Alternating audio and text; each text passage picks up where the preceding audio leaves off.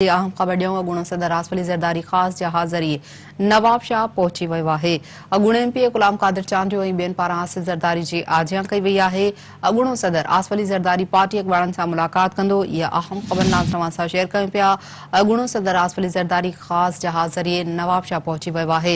इन हवाले सां अव्हांखे ॿुधायूं पिया त अॻूणो एमपी गुलाम कादिर चांडियो ऐं ॿियनि पारां आसिफ ज़रदारी जी आजियां कई वई आहे। अव्हांखे इहो बि अपडेट कयूं त अॻूणो सदर आसिफ अली ज़रदारी पार्टी अॻवाननि सां मुलाक़ात कंदो। अहम ख़बर ॾियूं पिया, अपडेट कंदा हलूं। इन अहम ख़बर जे हवाले सां अॻूणो सदर आसिफ अली ज़रदारी ख़ासि जहाज़ ज़रिए नवाब शाह पहुची वियो आहे। अॻूणे एमपी गुलाम कादिर चांडियो ऐं ॿियनि तरफ़ां आसिफ ज़रदारी जी आजियां कई वई आहे। अव्हांखे ॿुधायूं पिया त अॻूणे सदर आसिफ ज़रदारी पार्टी अॻवाननि सां अॻूणो सदर मुलाक़ात बि कंदो।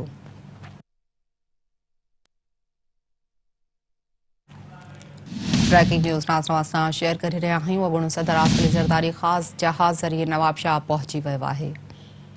इन हवाले सां अव्हांखे ॿुधायूं पिया अॻूणे एमपी गुलाम कादिर चांडियो ऐं ॿियनि पारां आसिफ ज़रदारी जी आजियां कई वई आहे। अॻूणो सदर आसिफ ज़रदारी पार्टी अॻवाननि सां मुलाक़ात कंदो।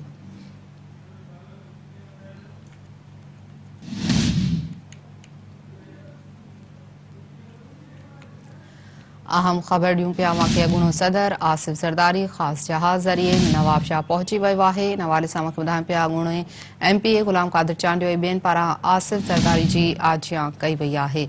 अॻूणो सदर आसिफ ज़रदारी पार्टी अॻवाननि सां मुलाक़ात बि कंदो।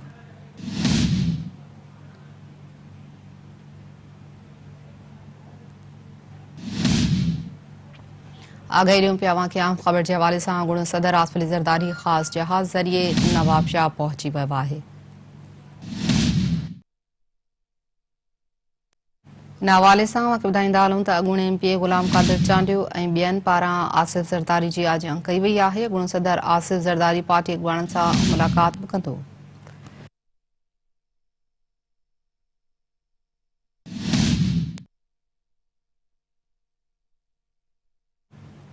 अहम ख़बर ॾेई रहिया आहियूं अव्हांखे अॻूणो सदर आसिफ ज़रदारी ख़ासि जहाज़ ज़रिए नवाब शाह पहुची वियो आहे।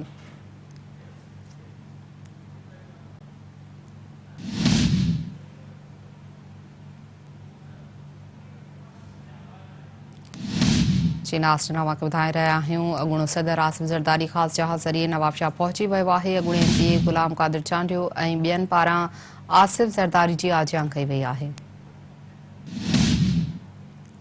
अॻूणो सदर आसिफ अली ज़रदारी पार्टी अॻवाननि सां मुलाक़ात बि कंदो। अहम ख़बर अव्हांखे ॾेई रहिया आहियूं अॻूणो सदर आसिफ अली ज़रदारी ख़ासि जहाज़ ज़रिए नवाब शाह पहुची वियो आहे। अॻूणे एमपी गुलाम कादिर चांडियो ऐं ॿियनि पारां आसिफ ज़रदारी जी आजियां कई वई आहे। अॻूणो सदर आसिफ ज़रदारी पार्टी अॻवाननि सां मुलाक़ात कंदो। अहम ख़बर ॾियूं पिया अव्हांखे अॻूणो सदर आसिफ अली ज़रदारी ख़ासि जहाज़ ज़रिए नवाब शाह पहुची वियो आहे।